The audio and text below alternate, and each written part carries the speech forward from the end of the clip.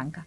Nos acompaña a esta hora Robert Valencia, analista político desde Estados Unidos. Robert, qué gusto que estés con nosotros. Bienvenido a la tarde fin de semana. ¿Qué tendría que pasar? ¿Cuáles serían esas condiciones para que Estados Unidos eventualmente desconozca un resultado electoral en Colombia en medio de las preocupaciones que ha habido por la participación indebida en política de Gustavo Petro en este cierre de campaña? Bueno, Nicolai, primero que todo, un placer estar contigo nuevamente. Un saludo a toda la teleaudiencia. Bueno, obviamente tendría que ocurrir una situación catastrófica, pero como hemos visto, yo simplemente lo puedo observar desde la óptica estadounidense, por supuesto. Yo no estoy en Colombia, soy colombiano, pero no vivo en Colombia y me voy a remitir a las acciones del actual presidente Trump, que incluso ha puesto en tela de juicio las elecciones que él mismo ganó. Entonces, yo me muestro de alguna manera escéptico cuando el presidente Donald Trump habla de que no va a reconocer elecciones, cuando aquí mismo en Estados Unidos ni siquiera él reconoce elecciones cuando no está a su favor o cuando él cree que todo el mundo está en contra de él y simplemente va en contra de la corriente, incluso de la evidencia, por lo menos con lo visto en Estados Unidos. Así que no me extraña que en un caso similar, aunque hayan todas las garantías en Colombia, para que se den unas elecciones libres, como todo el mundo las quiere, por supuesto, y que él simplemente, claramente, y como lo hemos visto con este patrón de comportamiento que busca que en Colombia gane la derecha, como lo acabamos de ver en el reporte, junto con las personas que rodean a Donald Trump, pues entonces no va a reconocer las elecciones.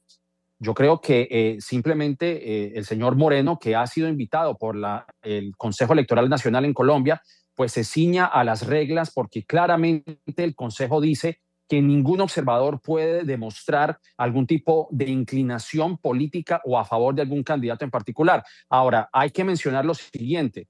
Gustavo Petro no es el candidato actual, está apoyando a Iván Cepeda, por supuesto, pero Gustavo Petro no es el candidato, él no se puede volver a lanzar porque ya su término está por culminar y no hay reelección.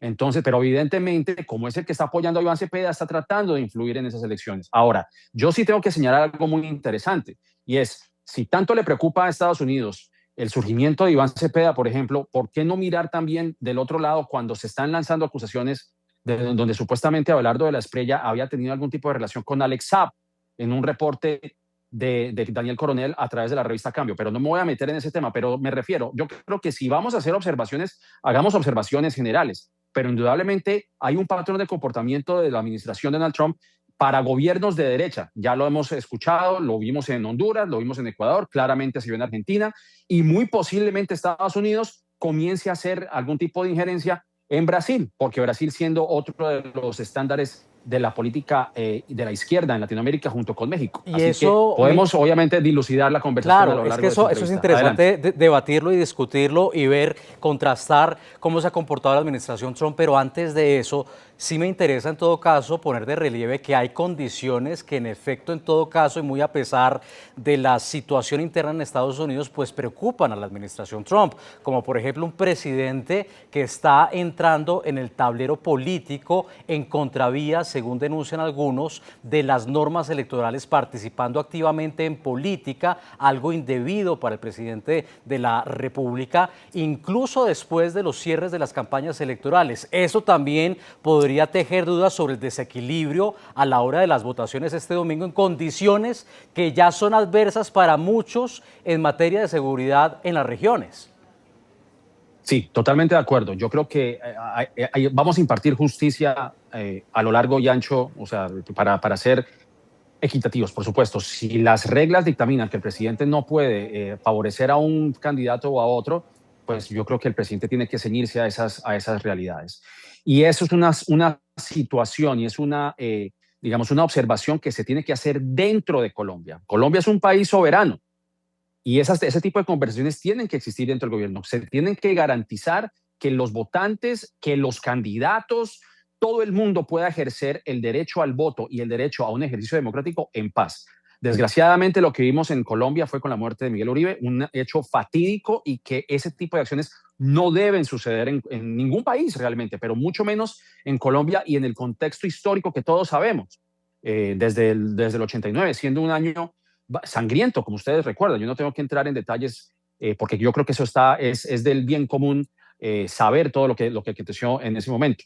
Pero evidentemente Estados Unidos, no, digamos, mi opinión, sinceramente, y más Estados Unidos, vuelvo y me remito a la presencia, a mi presencia en Estados Unidos. ¿Qué mejor país que Estados Unidos que sabe qué tipos de injerencias en las elecciones no son bienvenidas? Nos remitámonos al 2016, con la injerencia rusa, por ejemplo, y que aquí tanto se ha criticado. Entonces, ¿por qué replicar ese tipo de acciones en otros países? Principalmente con el señor Bernie Moreno, que ha dicho que las elecciones no se reconocen o que en algunas partes de Colombia no deben contarse los votos donde hay presencia del crimen organizado.